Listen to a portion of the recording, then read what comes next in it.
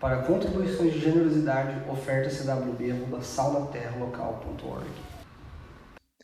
E hoje nós estamos iniciando uma nova série, de exposições. A gente anunciou aí nas nossas redes sociais. O nome da nossa série se chama A Vida Debaixo do Sol, uma série no livro de Eclesiastes. E essa é uma primeira série de exposições da nossa igreja em um livro sapiencial, é um livro de sabedoria. A Bíblia ela é composta por diversos gêneros literários, né? A gente tem gêneros históricos, proféticos, apocalípticos, tem os evangelhos, as cartas, tem diversos gêneros, né? E nesses anos a gente esteve um pouquinho aí com os gêneros o Evangelho de João, né, um gênero de evangelho, e um livro histórico, que é o livro de Gênesis, né? E agora a gente vai entrar nesse livro de gênero, um livro sapiencial, um livro de sabedoria. E por que é importante a gente gastar nosso tempo em um livro de sabedoria? É importante, meus irmãos, porque a gente precisa de sabedoria para aplicar a revelação, o Evangelho, nos diferentes contextos e situações das nossas vidas. É preciso sabedoria para isso.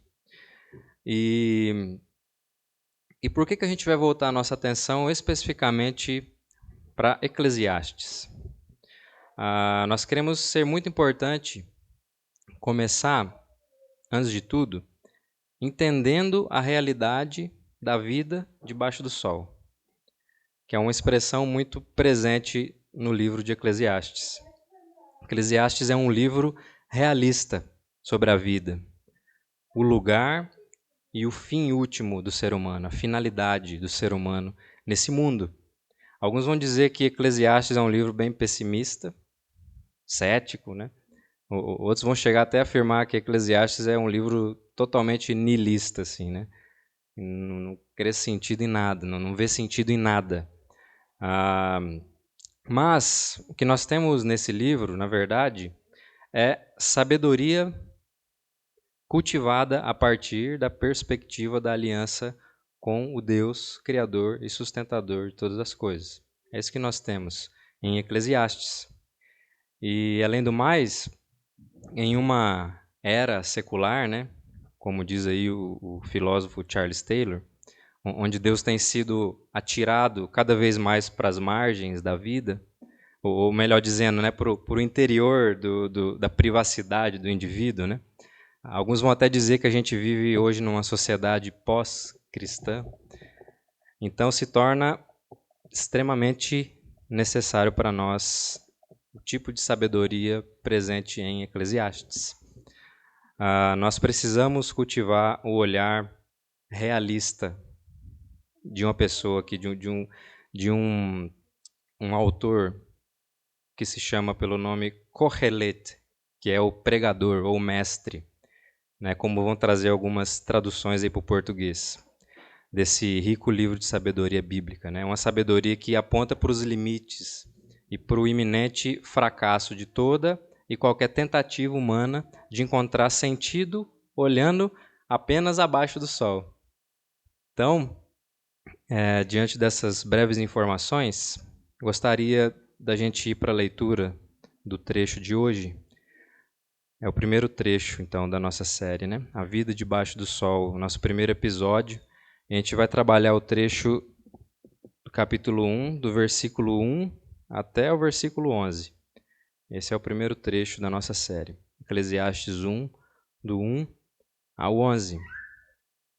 Diz assim, eu estou usando a versão Almeida aqui, revista atualizada mesmo, tá? Palavra do pregador, filho de Davi, rei de Jerusalém. Vaidade de vaidades, diz o pregador. Vaidade de vaidades. Tudo é vaidade. Que proveito tem um homem de todo o seu trabalho com que se afadiga debaixo do sol? Geração vai e geração vem, mas a terra permanece para sempre. Levanta-se o sol e põe-se o sol e volta ao seu lugar, onde nasce de novo. O vento vai para o sul e faz o seu giro para o norte, volve-se e revolve-se na sua carreira e retorna aos seus circuitos. Todos os rios correm para o mar e o mar não se enche. Ao lugar para onde correm os rios, para lá retorna eles a correr. Todas as coisas são canseiras tais, que ninguém as pode exprimir. Os olhos não se fartam de ver, nem se enchem os ouvidos de ouvir.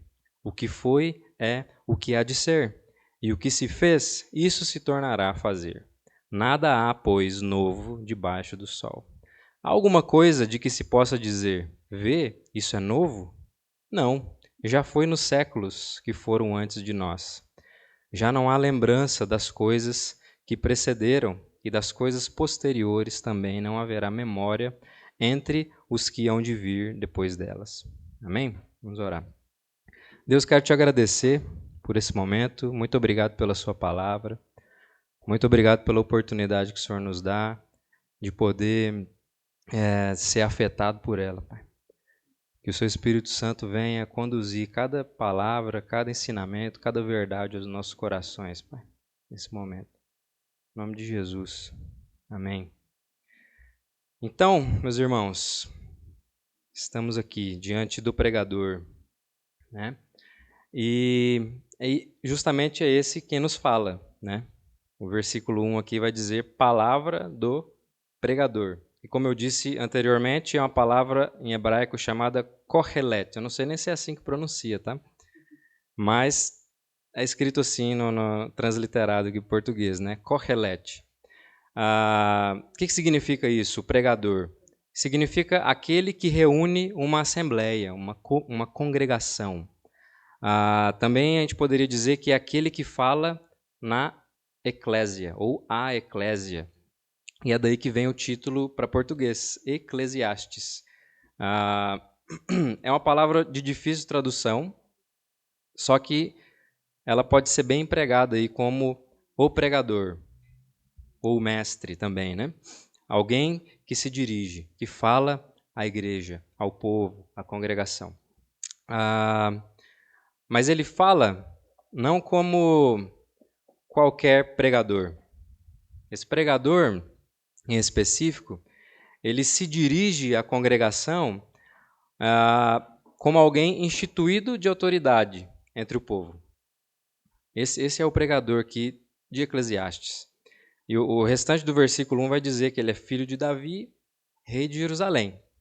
E a gente tem uma compreensão mais tradicional, por assim dizer, que vai definir a autoria de Eclesiastes como sendo de Salomão, mesmo sem haver uma identificação própria dele no livro. Mas eles vão definir isso apenas por conter muita familiaridade com a vida e o estilo do filho de Davi, o seu sucessor direto, né? Porém, mais recentemente começaram a surgir diversas teses, até mesmo de diversos eruditos conservadores, de que Eclesiastes não é de autoria salomônica, né? Alguns têm até sugerido uma ideia de múltipla autoria, outros de que se trata de um descendente posterior de Davi, tipo Ezequias, talvez, e diversas outras possibilidades, muitas delas bem coerentes e outras não. Da minha parte, eu continuo sustentando a compreensão mais tradicional, que o pregador aqui se refere ao filho de Davi, rei de Jerusalém, Salomão. Mas como no seu texto ele mesmo não se apresenta pelo nome, então eu vou seguir aqui me referindo a ele como o pregador, ou Kohelet também, às vezes, né, para que esse nome comece a ficar mais presente aqui na nossa cabeça, tá? E o pregador, gente, ele vai começar a sua fala, a congregação, a eclésia, apresentando uma conclusão aqui. É bem interessante, ele começa concluindo algo e depois ele vai desdobrar o livro inteiro e vai dar as respostas no final. É assim que ele estrutura aqui o seu escrito. E que conclusão ele apresenta? De que tudo é vaidade. Essa é a conclusão, versículo 2, né? Vaidade de vaidades, diz o pregador. Vaidade de vaidades, tudo é vaidades. E aqui nós temos novamente uma expressão bem difícil também de traduzir. que é vaidade. No original é uma palavra chamada revel. E já começa alertando que a tradução que a gente tem aqui na Almeida, revista atualizada, ela não capta bem o sentido dessa expressão que é tão central para a mensagem do pregador de Eclesiastes. Em português, na verdade, nenhuma tradução vai trazer o cerne daquilo que ele está buscando transmitir.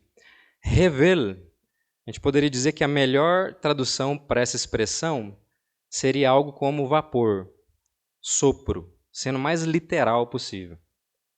É isso. O que isso quer dizer, né?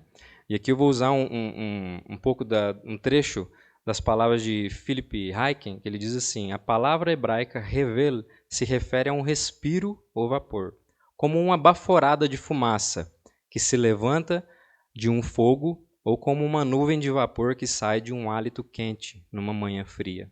A vida é assim. Ela é elusiva, efêmera e enigmática. A vida possui tão pouca substância que quando tentamos agarrá-la, ela escapa por entre os dedos. Então, o pregador, Kohelet, busca demonstrar a efemeridade da vida, ou seja, a sua brevidade. A vida é como um vapor, um sopro, que hoje está e amanhã não está mais. Isso também vai colocar a gente diante da transitoriedade da vida. Da mesma forma que ela surge repentinamente, ela também repentinamente se vai, some, escapa, né? Escorre por entre os dedos. Então, sendo assim, o pregador ele começa suas palavras concluindo que tudo é vapor, sopro. A vida é um vapor, tudo é transitório, breve, efêmero, ou seja, tudo passa. E é diante dessa máxima que ele então lança uma importante pergunta para a gente refletir, que é o versículo 3. Que proveito tem um homem de todo o seu trabalho com que se afadiga debaixo do sol? A gente poderia dizer que lucro, que ganho tem o homem de todo o seu trabalho nessa realidade transitória, né? Se tudo é um vapor, um sopro, que ganho há em empreender os nossos esforços nesse mundo, né? Então, aqui o pregador ele vai usar, nesse versículo 3, pela primeira vez, uma importante expressão que é debaixo do sol. A sua perspectiva, que é interessante quando ele fala isso, né, é que ele parece levar muito a sério também as fadigas que são resultantes da queda. Ele tá falando aqui do esforço, do trabalho que causa fadiga, que causa cansaço. Isso daí remete a gente às maldições da queda. Então aqui a gente vê que o pregador ele tem uma visão consciente da queda, dos efeitos. O trabalho ele é cansativo, o trabalho ele leva o homem à exaustão.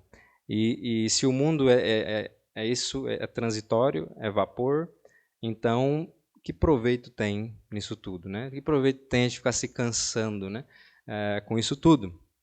Que ganho tem um homem, né, que se cansa, trabalhando apenas com vistas na manutenção daquilo que no fim das contas vai escapar por entre seus dedos, né?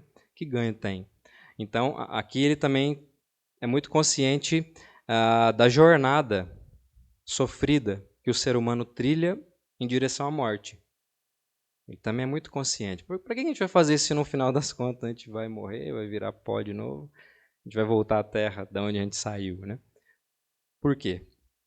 E essa é a situação do homem, né, gente? E que situação experimenta o homem que se fadiga constantemente debaixo do sol? Essa é a nossa situação. É uma jornada para a morte. Mas que proveito a gente pode tirar disso?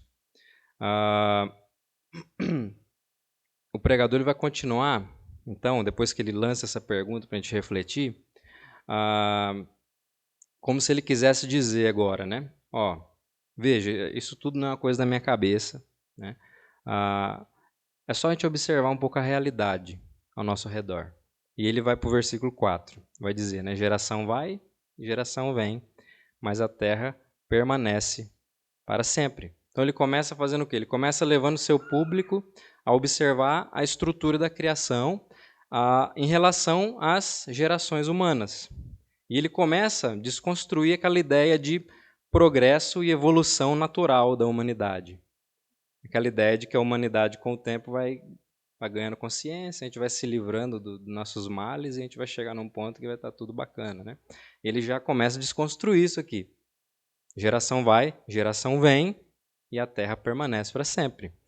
Então, o passar das gerações não apresenta uma evolução de consciência humana em direção ao bem, à paz, né?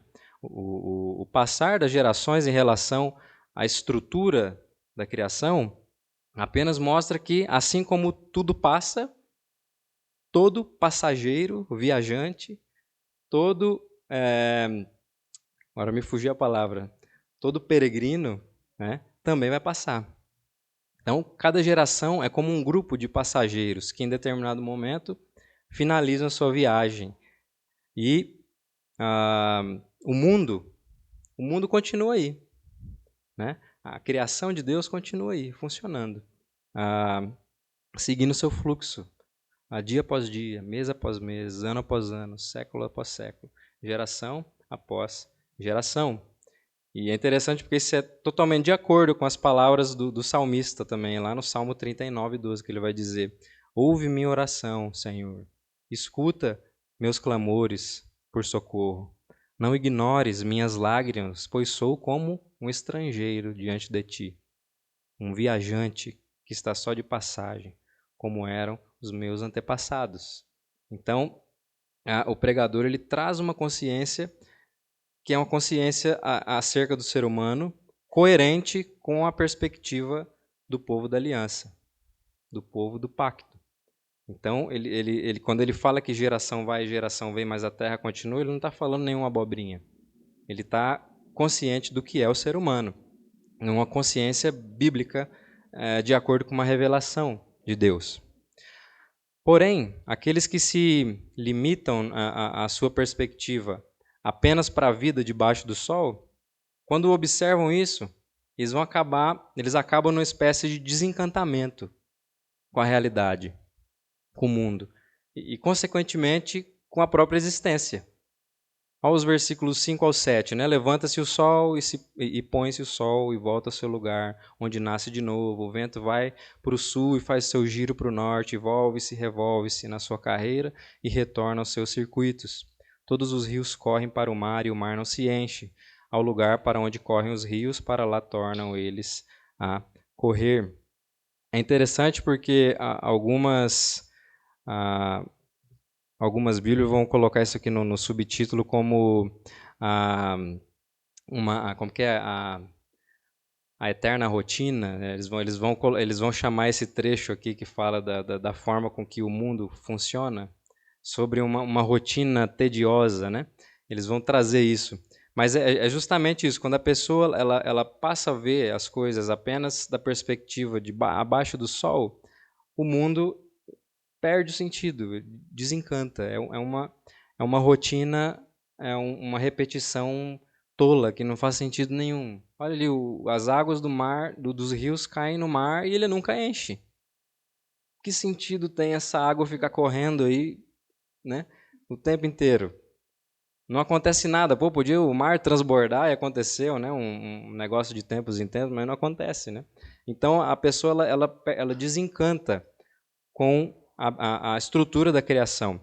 E a estrutura da criação vai se tornar apenas uma tediosa rotina que nunca muda, né? Há um tipo de incômodo em relação ao mundo, o que não é diferente daquilo que ocorreu com Adão e Eva, né, quando eles pecaram lá no jardim. A realidade ela se tornou escura, tediosa, desesperadora, né? Quando Adão e Eva eles pecaram, eles quebraram ali o mandamento de Deus. O que acontece? Fica com medo. Eles começam a se sentir incomodados na realidade que eles estavam. E eles ficam incomodados com a situação que eles se meteram. Então, é muito parecido também com o que aconteceu ali com o primeiro casal.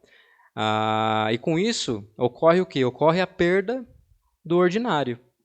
O ser humano perde a sua relação saudável que ele deveria ter com as coisas ordinárias da vida, da criação.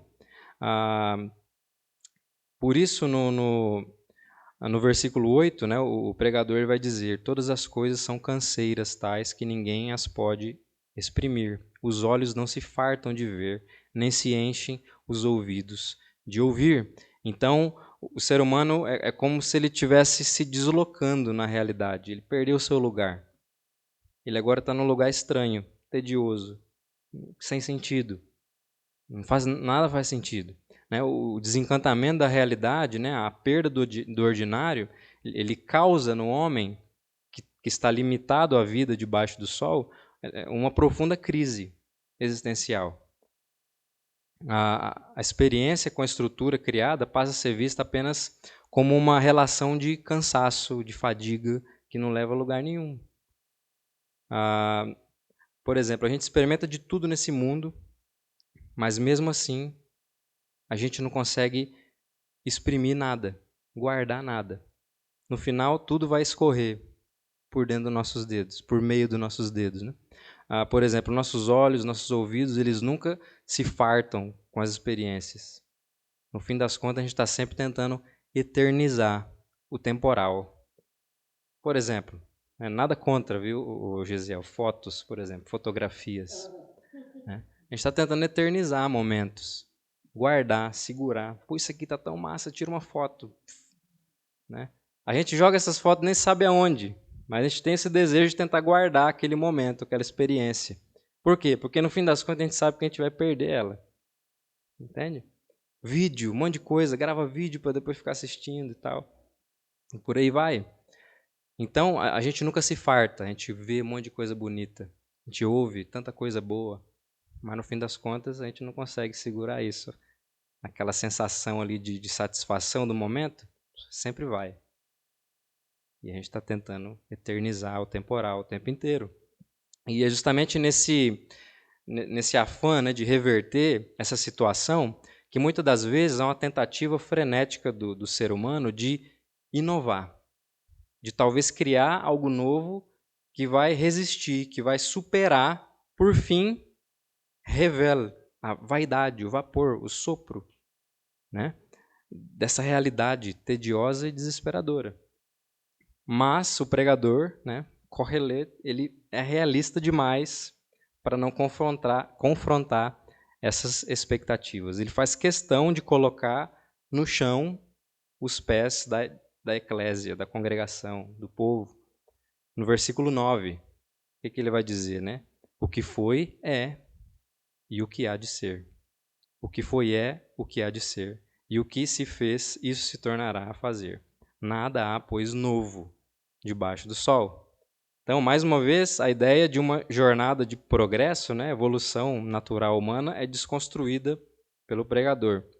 O homem não pode produzir algo de fato novo, que vai superar a condição de vapor, de sopro, de transitoriedade. Não tem como. Quando você olha debaixo do sol para os feitos humanos, não tem nada novo. Tudo, no fim das contas, é vapor, é sopro. Né? Afinal de contas, né, como eu fiz questão de intitular aqui o sermão, que é inspirado numa frase da música de um amigo meu, chamado Danilo Degra, Projeto BioArte, tudo passa, todo passageiro passará. E é uma ideia que é muito bem fechada aqui nos últimos 2 versos desse trecho de hoje. Diz assim, né? Há alguma coisa de que se possa dizer, vê, isto é novo? Não, já foi nos séculos que foram antes de nós. Já não há lembrança das coisas que precederam, e das coisas posteriores também não haverá memória entre os que hão de vir depois delas. Então, meus irmãos, o pregador, é por isso que o pregador ele iniciou o seu texto apresentando a sua conclusão. Tudo revela, um sopro, que aparece e logo se vai. Mas se você ainda tá em dúvida, né, se as palavras do pregador aqui fazem sentido, eu vou pedir para você fazer um exercício bem rápido. Por exemplo, tenta descrever aí na sua mente, por exemplo, os nomes dos seus 16 tataravós. Ou então, para ser mais gentil, para pegar mais leve, tenta descrever os nomes dos seus 8 bisavós, pelo menos. Eu não consigo. Eu realmente não consigo. Tem gente que não sabe nem o nome do vô, né, da avó. Né? Ainda mais bisavó, tataravó, né? Então, você consegue perceber? Um dia, você e eu, a gente vai fazer parte desse grupo esquecido também. Pela nossa própria família. A gente vai fazer parte. Né? Então, assim, talvez você lembre o nome de um tataravó, ou 2, sei lá, né? Olha lá ainda, né? Mas é bem provável que você e eu, a gente seja parte dos 14, né? Que ficaram para trás. Então, assim, mas beleza. Talvez você possa ainda estar relutante quanto a isso, né? Beleza, né? O ser humano ele é esquecido com o tempo, mas com certeza os seus feitos contribuem para o avanço das civilizações e tal. Beleza. Diante disso, vamos pensar, né? Baseado aqui nas informações do pregador, eu vou fazer a seguinte pergunta: o que a humanidade construiu na história que a gente poderia chamar de novo? Mas novo no sentido de superar, revela, o vapor, o sopro, a transitoriedade, a vaidade, né? Como diz na nossa tradução mais clássica. O que o ser humano conseguiu produzir que superou isso? Nada. Entende? Qual feito, né, da humanidade superou o vapor das coisas que passam? Qual feito humano o livrou da sua jornada em direção à morte, ao esquecimento? Nenhum. Por isso a gente não tem outra escolha a não ser concordar com a conclusão do pregador. Né? Vaidade de vaidades, tudo é vaidade. Tudo é revela. E não há nada de errado, gente, em concordar com este aqui que reúne e que fala ao povo. Até porque a sua conclusão ela vai encontrar reverberações praticamente 1000 anos depois, nas conclusões do próprio apóstolo Paulo, né? Que vai dizer o seguinte, lá na sua carta aos Romanos, capítulo 8, versículo 20. Pois a criação está sujeita à vaidade, não voluntariamente, mas por causa daquele que a sujeitou. E é muito interessante que a palavra grega que Paulo usa aqui, que é traduzida para o português por vaidade, é a correlata utilizada para se referir à palavra hebraica revel, que tanto a gente tem repetido no sermão de hoje. É a mesma palavra utilizada no grego. Então, há uma coerência escriturística na conclusão que o pregador, né, nos apresenta no seu livro. Tudo é vaidade. Se tudo é vaidade, que proveito há no cansativo trabalho humano, debaixo do sol, uma vez que tudo o que somos e fazemos vai embora, como vapor. E a gente não pode produzir nada de novo que supere essa condição. Claro, né, como a gente vai ver no decorrer da nossa série, né, Correlete, o pregador, ele vai apresentar suas respostas, buscando levar o olhar dos seus ouvintes para cima, para além da temporalidade fugaz, para algo acima do sol, ou seja, para o eterno, aquele que sustenta fielmente sua aliança com a realidade e com o seu povo. Por isso, por mais intrigante e muitas das vezes até mesmo desesperadora que possa ser a vida debaixo do sol, há uma esperança de que essa condição de vaidade seja superada. Não será pelos feitos humanos, né? Isso já ficou bem claro aqui. Mas há de fato uma real esperança de uma realidade realmente nova surja. É só a gente olhar, por exemplo, a continuação das palavras do apóstolo Paulo, no trecho que a gente acabou de ler, no versículo 21 em diante agora. Na esperança de que a própria criação será redimida do cativeiro da corrupção para a liberdade da glória dos filhos de Deus. Porque sabemos que toda a criação a um só tempo geme e suporta angústias até agora. E não somente ela, mas também nós, que temos as primícias do Espírito, igualmente gememos em nosso íntimo, aguardando a adoção de filhos, a redenção do nosso corpo. Porque, na esperança, fomos salvos. Ora, esperança que se vê não é esperança, pois o que alguém vê, como espera? Mas, se esperamos o que não vemos, com paciência o aguardamos. Então, para a gente concluir esse primeiro episódio dessa nova série, é preciso que elevemos os nossos olhos para cima. Não para olhar para o sol, tá? Que dói. É difícil, né? Mas para enxergar aquele que está acima do sol, o Eterno, o Deus Criador e sustentador de toda a realidade. Aquele que comunicou ao seu povo por meio da boca do profeta Isaías. Algo muito importante para essa nossa reflexão aqui. Ele diz o seguinte: pois eis que eu crio novos céus e nova terra, e não haverá lembrança das coisas passadas, jamais haverá memória delas. Então, é apenas por meio da obra desse Deus, Deus triuno, que o mundo e todos aqueles que nele habitam pode superar, revela a transitoriedade de uma realidade amaldiçoada pelo pecado, pela rebelião humana. É somente pelos feitos do único e verdadeiro Deus, em seu movimento gracioso, redentivo, que atinge a realidade por meio da obra de Cristo, pelo poder do seu Espírito Santo, que o mundo pode ser novamente experimentado como uma dádiva.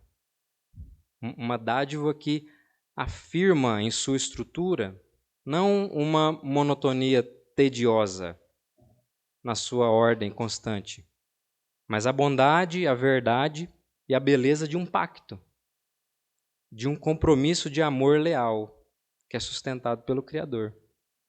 Muda a perspectiva. E o povo de Deus é um povo que não se entedia e muito menos se desespera com o ordinário da vida. As repetições, os ritmos do dia a dia não são vistos como limitações que a gente precisa romper para viver algo maior e melhor. O ordinário da vida é o lugar onde Deus nos coloca para encarnar a vida de Cristo que Ele nos comunica pelo seu Espírito. O ordinário é simplesmente o nosso lugar. É isso.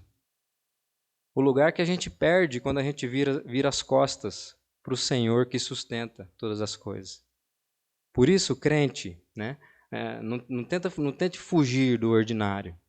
Muito menos, né, tentando usar aquela capa de super espiritualidade, por exemplo. Né? Muitos crentes não conseguem lidar com as coisas ordinárias da vida.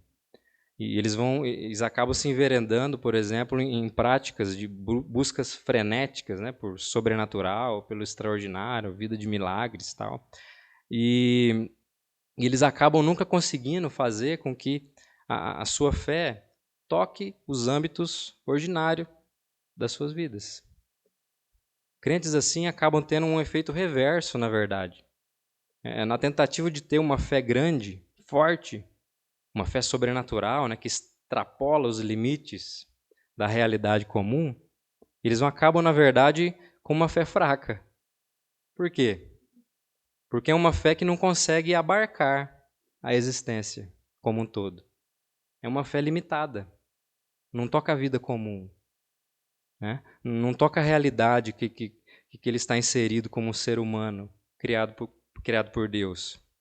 E não consegue cultivar sabedoria para lidar com as questões da vida. É uma fé fraca. O fato, então, meus irmãos, é que nós precisamos desenvolver a nossa fé. Mas como a gente desenvolve a nossa fé? Né? Paulo vai dizer que a fé ela é desenvolvida conforme crescemos em ação de graças. Ou seja, quanto mais a gente consegue olhar para o mundo de Deus, para a realidade, para o ordinário da vida como uma dádiva do Senhor, como a ordem na qual o nosso Deus tem um pacto, uma aliança, nós crescemos em ações de graças e, consequentemente, desenvolvemos a nossa fé. Deixando de ter uma fé fraca, que toca poucas áreas da nossa existência, para ter uma fé mais forte, mais abrangente, mais ampla, que vai tocar diversos âmbitos da nossa vida. Isso é sabedoria bíblica. Uma fé abrangente e forte o suficiente para poder lidar com as questões ordinárias e complexas da vida. Uma fé que não é desesperada, e muito menos ansiosa para ficar dando respostas. Justamente porque ela está fundamentada, como a gente viu aqui no texto do apóstolo Paulo, em uma esperança que espera com paciência. Uma esperança que crê na ação transformadora do Deus que está fazendo novas todas as coisas. Que não deixa o lugar de um testemunho público dos feitos redentivos de Deus para se tornar um suposto agente transformador do mundo, né? Que segue em busca de obras de fé e não de competência humana. Esse é o tipo de fé que a gente precisa desenvolver. Esse é o tipo de sabedoria que a gente consegue cultivar a partir dessa fé forte e abrangente. E esse é o tipo de fé que expressa a verdadeira realidade do cristão. Alguém que foi unido a Cristo e ao seu corpo por meio da obra do Espírito Santo, se assenta pela fé nas regiões celestiais com Cristo Jesus, como também disse o apóstolo Paulo, mas permanece no mundo de Deus, e vive também pela fé no mundo de Deus, comissionados como embaixadores de uma nova realidade. Só que agora, esse povo, esse crente, esse cristão que cultiva uma sabedoria com esse tipo de fé, agora está engajado em um trabalho que não é mais vão, que não é mais escravo de revelo, do vapor, do sopro passageiro e transitório. E é assim que o povo de Deus deve responder aquela intrigante pergunta do pregador: que proveito tem o homem de todo o seu trabalho com que se afadiga debaixo do sol? Então a gente pode responder: todo proveito. Por quê? Porque no Senhor não é vão o nosso trabalho. No Senhor. E se é pela fé que nós experimentamos da união com o nosso Senhor, é pela fé que abarca o todo da nossa existência que a gente também vive. Até porque o que não provém de fé é pecado. Então toda a vida tem que ser pela fé. Então, se você tem enfrentado aí as crises existenciais da vida, debaixo do sol, não sabe mais para onde ir, o que fazer, a sua resposta não pode ser outra a não ser se render em fé aos pés de Cristo Jesus. Não tem jeito. É essa a única forma. Por quê? Porque Ele é aquele por meio do qual todas as coisas são de fato feitas novas, revertendo as maldições da queda, superando de uma vez por todas, revela o vapor, o sopro. Amém? Então que o Senhor nos abençoe, né? A se render dia após dia em fé aos braços de Cristo, para que a gente possa experimentar o que é o proveito de tudo que nós empreendemos nesse mundo de Deus, nesse mundo que espera, né, ansiosamente pelo seu retorno, para que ele seja renovado de uma vez por todas. Amém? Então vamos orar. Deus, quero te agradecer por esse momento. Muito obrigado pela sua palavra. Muito obrigado por Cristo. Muito obrigado, Senhor, pelo seu Espírito Santo que nos faz ver a Cristo. Muito obrigado, Senhor, porque nós podemos desfrutar do Senhor em comunhão, como um povo que testemunha agora daquilo que o Senhor tem feito nesse mundo, Pai. Muito obrigado, Pai, porque o Senhor torna o nosso trabalho proveitoso nesse mundo. Muito obrigado, Pai, porque o Teu Evangelho renova todas as coisas, Pai. E agora nós não precisamos mais temer a transitoriedade das coisas. Muito obrigado porque agora a gente pode olhar para o mundo como uma dádiva do Senhor e não mais se entediar com a rotina, não mais se entediar, Pai, com as coisas da ordem comum que o Senhor sustenta pela Tua graça. Muito obrigado, Pai. Que a gente possa olhar para o Teu mundo e agradecer porque o Senhor é fiel em sustentar todas as coisas misericordiosamente. Continue conosco, nos ajudando a se render em fé cada vez mais a Cristo e desfrutar dessa relação que o Senhor nos derrama sobre nós, Pai. Nos ajuda a se lançar mesmo, Pai, no Senhor a cada dia. Amém.